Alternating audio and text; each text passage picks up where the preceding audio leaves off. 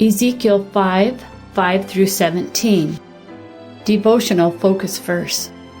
Moreover, I will make thee waste, and a reproach among the nations that are round about thee, in the sight of all that pass by. Ezekiel 5:14. Recently, I was chatting with a new acquaintance about our shared interest in cooking. Since she was familiar with the native dishes of several Asian cultures, I inquired about her nationality and asked where she had gained her culinary expertise. What I learned was both sad and inspirational. She told me she was born in Cambodia in the late 1960s. Though her family was well off and owned a great deal of property, all of it was swept away when the Khmer Rouge came into power in 1975. That regime's reign of terror from 1975 through 1979 ultimately caused the death of more than 2 million Cambodians. The beautiful and fertile region where my acquaintance lived was laid waste, and whole families died from execution, starvation, disease, and overwork. Her family escaped from the Khmer Rouge when she was 10 years old, but she had lived in refugee camps over the border in Thailand until she was 19. At last, she and a few other family members were able to immigrate to the United States, where she worked for a time in several Asian restaurants. That's where she developed her talents as a superb cook. Ultimately, she married and was able to build a whole new life for herself and her family in what she views, with gratitude, as a beautiful land of opportunity. Listening to her tell of the destruction caused by the Khmer Rouge in her homeland made me think of the terrible devastation Ezekiel prophesied of in today's text that was soon to occur in his native land. People around the world view what happened in Cambodia with horror, and no doubt that was how Ezekiel felt as he relayed God's message about the coming destruction of his homeland. The Israelites were a privileged people, but privilege involves responsibility and accountability. God's intention was for Israel to be a witness and testimony to the heathen nations around them. Instead, the nation had gone even further into idolatrous practices than their evil neighbors. Because of their great sin, God decreed judgment. If the people had lived in obedience to the covenant God had established with them, He would have taught the surrounding nations through the blessings bestowed upon Israel. Because God's chosen people had broken their covenant with Him, He would teach the surrounding nations through the judgment that would come upon Israel. God's purposes will always be fulfilled. What is His purpose for you? Are you living in obedience to His word? The judgment recorded in today's text can be a warning and a reminder to us to be careful to yield to His plan and strive to please and honor Him in every aspect of our lives. Background information. In this portion of Ezekiel 5, verses 5 through 11, explain the meaning of Ezekiel's action sermon, which began in chapter 4. Verses 12 through 17 tell the nature of God's anger and coming judgment.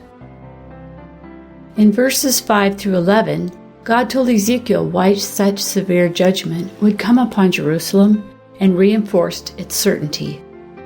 Jerusalem was His city, and He had placed it in the middle of the nations, central to roots between the ancient kingdoms of Egypt, Assyria, and Babylonia. More importantly, Israel had always been at the center of God's plan and work in the world.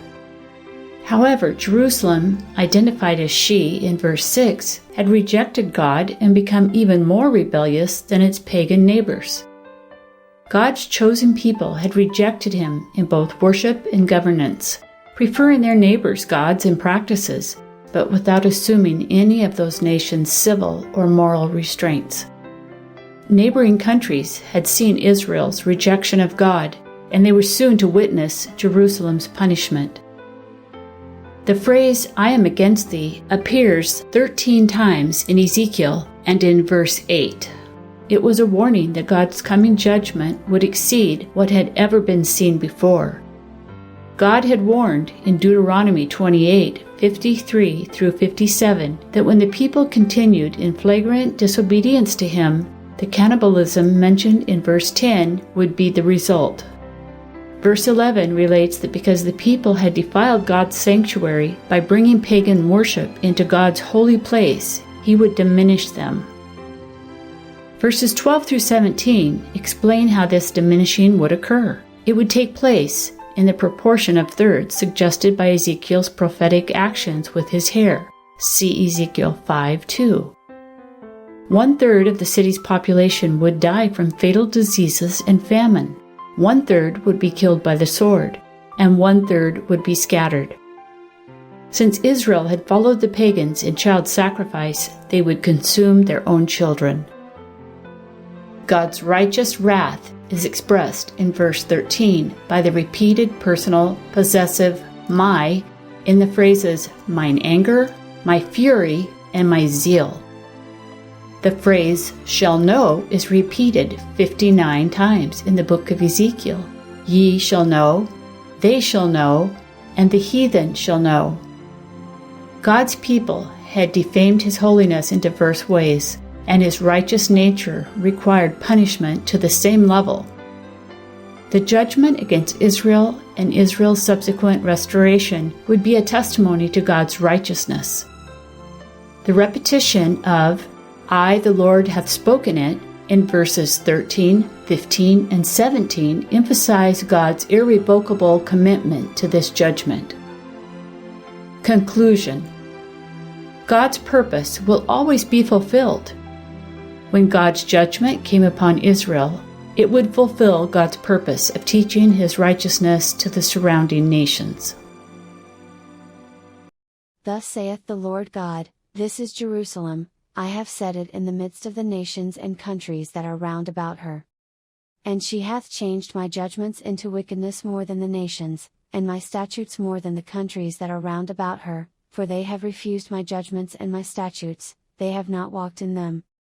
Therefore thus saith the Lord God, because you multiplied more than the nations that are round about you, and have not walked in my statutes, neither have kept my judgments, neither have done according to the judgments of the nations that are round about you. Therefore thus saith the Lord God, Behold, I, even I, am against thee, and will execute judgments in the midst of thee in the sight of the nations.